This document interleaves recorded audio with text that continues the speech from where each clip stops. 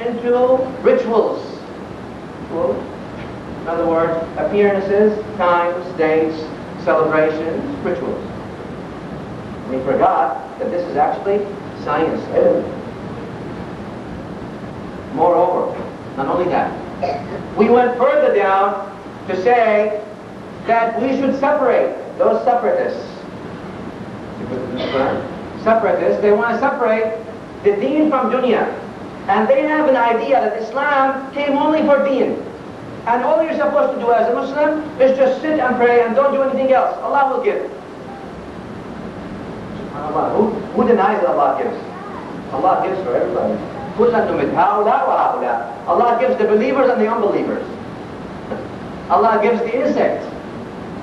Everybody is given by Allah subhanahu wa ta'ala. But look at this dangerous theory. And it's very dangerous, and actually it's been dwelling within Muslims, of course propagated by ignorance. Islam is only for deen. Dunya, forget it. Allah is answering them in the Quran. وَابْتَغِي فِي مَا أَتَاكَ اللَّهُ الدَّارَ الْآخِرَةَ وَلَا تَنْسَ نَصِيبَكَ مِنَ الدُّنْيَا. Don't forget your share in the dunya. وَأَحْسِنْ. And we will come to the explanation of that. The first government ever to focus on education and higher learning, the first government to ever put and establish a department for education and make education a compulsory and a mandatory subject was the government of Muhammad sallallahu alayhi wa sallam. This is the first government. The Hukuma of Rasulullah sallallahu alayhi wa sallam was not simply teaching people everything. The Masjid of Rasulullah sallallahu alayhi wa sallam was teaching people everything, was a source for knowledge in every kind of knowledge you can think of. هذا مسجد رسول الله صلى الله عليه وسلم. The Masjid of the Prophet sallallahu alayhi wa sallam, people came and took social sciences. People came and took religious sciences, of course, but they took social sciences. They took medicinal sciences. Medicine was taught right there in the Masjid of the Prophet sallallahu alayhi wa sallam. They say for medicine, go back to the hadith of medicine. How many hadith you see in medicine?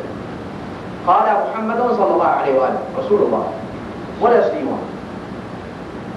Islam does not separate, does not see that separation in those ignorant minds between deen and dunya. Deen is dunya actually, and dunya is for deen. In other words, you use dunya for your deen.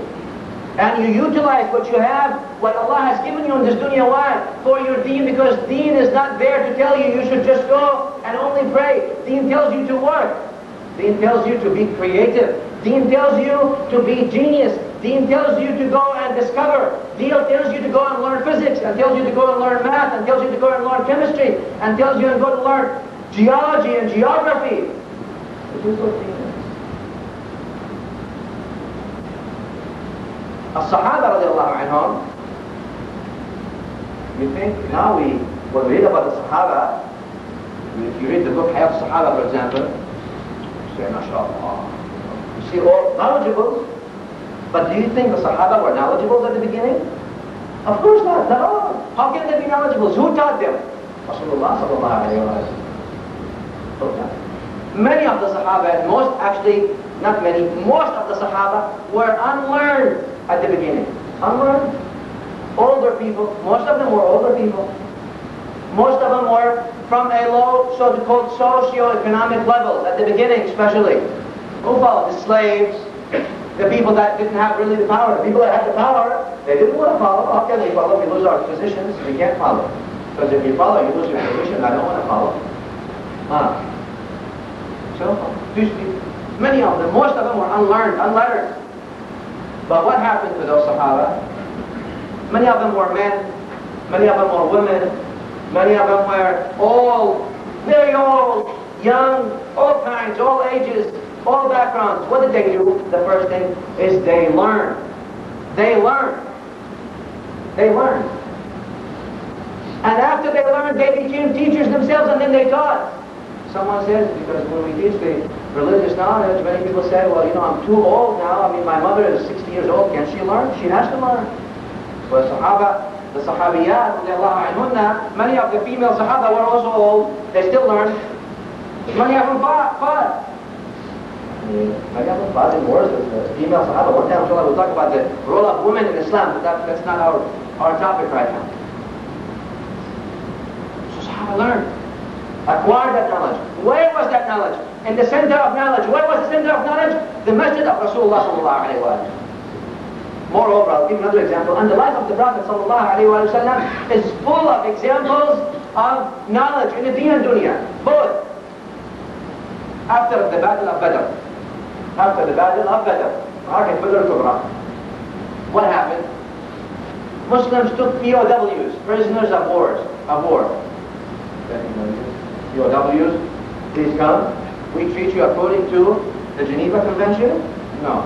We treat you according to the convention that we signed with Allah subhanahu wa ta'ala. Much more merciful than the Geneva Convention. Islam is the religion of mercy. And the Prophet of Islam is the Prophet of mercy. And that mercy was created by Allah subhanahu wa ta'ala, and Allah is more merciful than His slaves on His slaves. Bottom line. But let's not talk about that. Inshallah, one other time also we'll talk about human rights, remind me. But what happened after the Battle of Badr? After the Battle of Badr, those POWs, the Prophet ﷺ said, well, you know, if you want to be free, we will give you a very good opportunity. Any one of you who knows how to read and write? People said, I do. They step forward, teach Muslims how to read and write, and then thank you very much.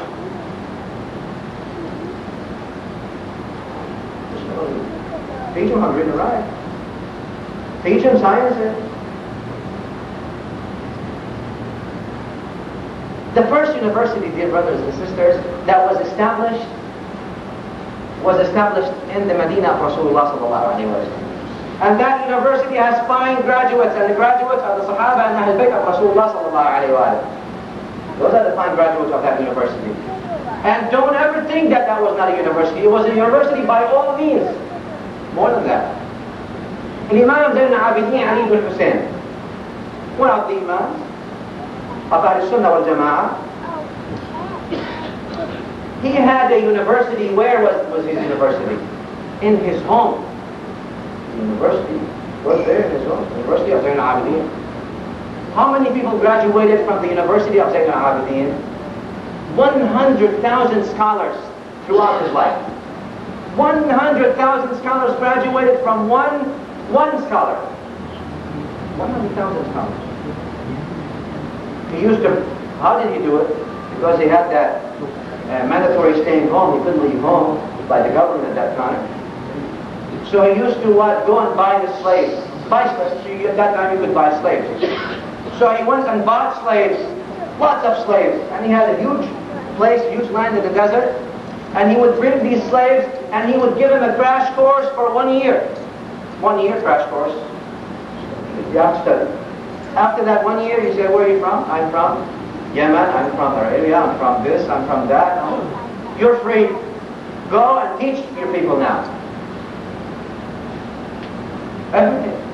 Jabir bin Hayyan, the chemists, the first people that, chemists, the Al-Razi, all those people, the philosophers, the chemists, the physicists, the one who discovered the blood circulation, all those people, where do you think they graduated from? Masajid. The mosques graduated them. They are fine graduates of the Extension University of Muhammad sallallahu alayhi wa sallam.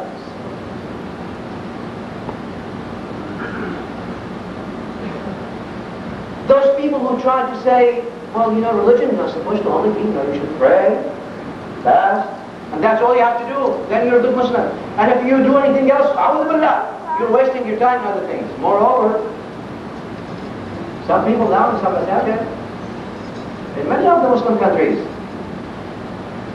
if you say, well, I would like to make, let's say, have a lectures for Arabic language, or English language, or German, or French, or physics, or chemistry. What is this? This is a masjid. You're trying to teach something else in a masjid? This is a masjid. Huh? Now you tell